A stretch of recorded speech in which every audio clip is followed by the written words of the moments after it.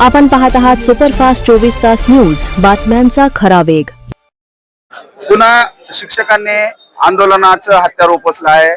शासनाच्या जीआरच्या विरोधात टीएटीजी लागू केली आहे। शासनाच्या विरोधामध्ये शिक्षकांनी हे भव्य आंदोलन केलं। आपण पाहू शकता माझ्या पाठीमागे शेकडोंच्या संख्येने शिक्षक बांधव आणि शिक्षक बांधवांच्या या संघटना एकत्र येऊन शासनाच्या या जीआर विरोधात आक्रमक पवित्रा घेतलेला आहे।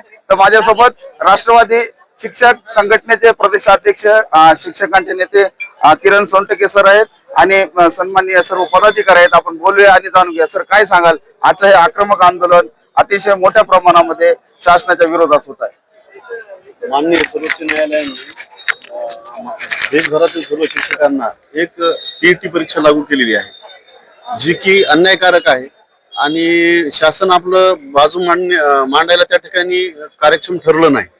आज प्रत्येक राज्यानं या पिटिशनच्या विरोधात रिव्ह्यू पिटिशन दाखल केलेलं आहे। आमची मागणी अशी आहे की महाराष्ट्र शासनानं सुद्धा सर्वोच्च न्यायालयामध्ये या निर्णयाविरोधामध्ये एक रिव्ह्यू पिटिशन दाखल करावं।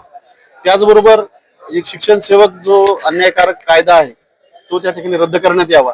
आज शिक्षकांना सेवक म्हणून काम करावं लागतं 3 वर्ष, हे अगदी चुकीचं आहे, ते रद्द व्हावं ही सुद्धा आमची मागणी आहे।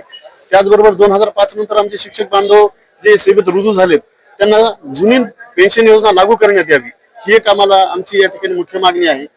त्याचबरोबर या अंशतः अनुदानित लोक काम करतात, या सर्वांना 100% अनुदानानं पगार देण्यात यावा आणि अनुदान देत असताना प्रचलित शब्द त्या ठिकाणी येणं गरजेचं आहे। कारण जेव्हा जेव्हा 20%चा टप्पा दिला जातो तेव्हा तेव्हा पुढच्या 20%च्या टप्प्यासाठी आम्हाला आंदोलनच करावं लागतं, जे की नैसर्गिक वाढीनं देणं हे कायद्यानं अपेक्षित आहे।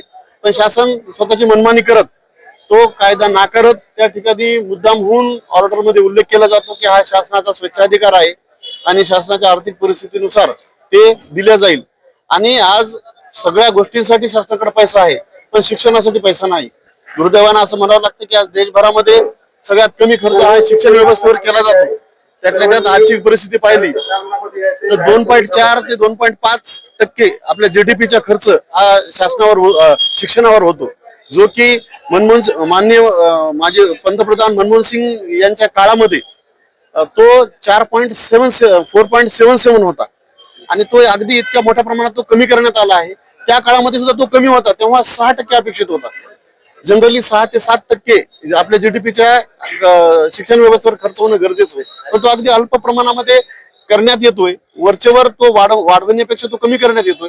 म्हणजे कुठेतरी शासन, महाराष्ट्र शासन आणि केंद्र शासन कुठेतरी शिक्षणाकडे मुद्दाम म्हणून दुर्लक्ष करतंय असं आमचं मत बनलंय। म्हणून आज आम्ही सर्व शिक्षक बांधव आमच्या शाळा बंद करून या ठिकाणी या आंदोलनामध्ये सहभागी होत आहोत। आताच आमच्या काही मित्रांनी, आमचे मित्र आहेत या ठिकाणी शिक्षक संघटनेचे जिल्हाध्यक्ष सन्माननीय आमचे यशवंत मकरान सर, आणि मकरान सरांनी आता मला सांगितलं की आता शासनाने काहीतरी आदेश काढलाय की याचा 1 दिवसाचा पगार शिक्षकांचा कपात करण्यात यावा।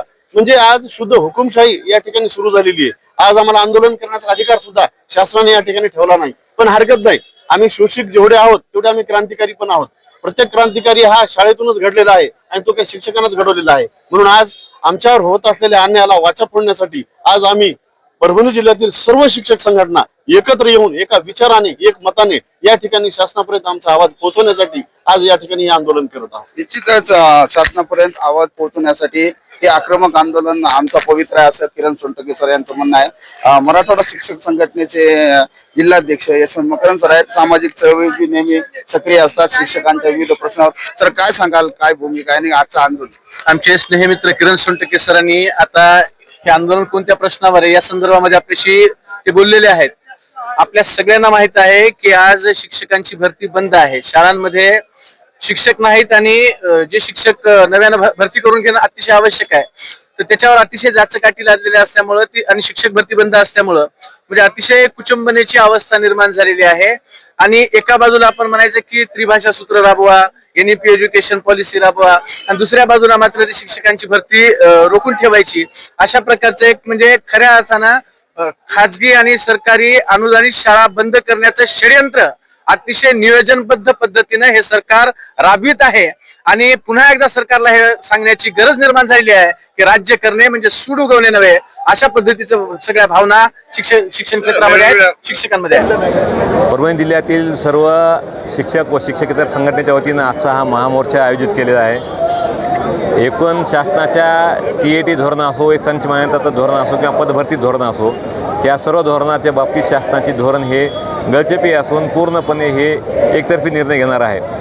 TATच्या बाबतीत शासनानं 13/2/2013 रोजी हा निर्णय दिला होता की नवीन भरतीसंबंधी TAT असणं आवश्यक आहे. पण त्या अनुषंगानं सर्व शासन स्तरावर निर्णयाची अंमलबजावणी झाली.